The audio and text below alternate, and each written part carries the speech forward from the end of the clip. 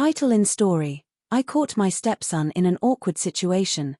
True infidelity story, safe version. It was a chilly autumn afternoon in Cincinnati, and I was coming home earlier than usual.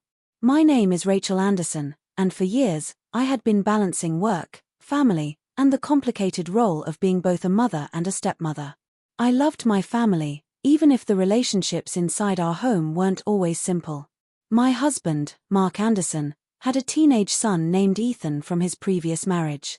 Ethan had been living with us full-time for the last 2 years after his mother relocated abroad for work. He was polite most of the time but also distant, like many teenage boys trying to figure themselves out. That day, I had left work early due to a cancelled meeting.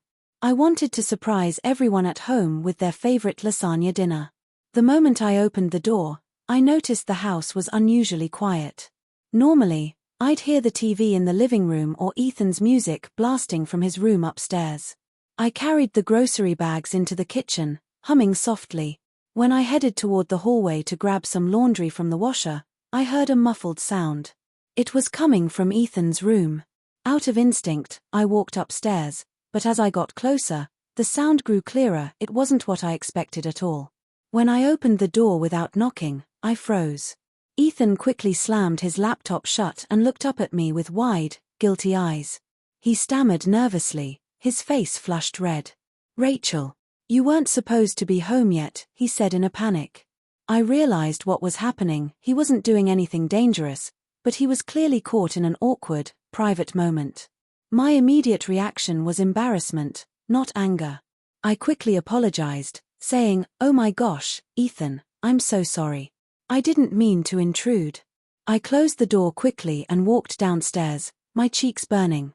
It wasn't my place to pry, but I also knew this was something that couldn't be ignored forever. As a stepmother, my role was tricky. I wasn't Ethan's mom, but I cared about him deeply and wanted him to feel supported, not judged. Later that evening, at dinner, the tension was thick.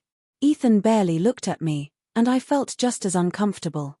My husband, Mark, noticed and asked, "Is everything okay between you two?" Neither of us wanted to talk about it in front of him, so we just brushed it off with forced smiles. But later that night, after Mark went to bed, Ethan came downstairs to the kitchen where I was cleaning up. He hesitated, then said softly, "Rachel, I'm sorry you had to see that. I wasn't doing anything bad, I swear." I smiled gently and told him, "You don't need to explain. I shouldn't have walked in without knocking. It's just, sometimes when things like this happen, we feel embarrassed, but it's part of growing up." Ethan's eyes softened. "You're not mad at me?" "Of course not," I reassured him. "You're a teenager. It's normal to want privacy. The only thing I ask is that you respect the household and talk to me or your dad if you're ever struggling with something." He nodded, visibly relieved. That conversation shifted something between us. Over the next few weeks, Ethan became more open with me. He started asking for advice about school, friendships, and even talked about how hard it was adjusting to living without his mom nearby. I realized that catching him in that awkward situation was actually a blessing in disguise. It forced us to communicate and build trust. Instead of becoming a source of shame, it became the moment that softened the wall between us. Months later, as our bond grew, Ethan said to me one evening, "You know, Rachel, I didn't think I'd ever feel comfortable calling this house home. But you've made it feel that way." Tears welled in my eyes. For years, I had worried that I'd never be more than Dad's wife to him.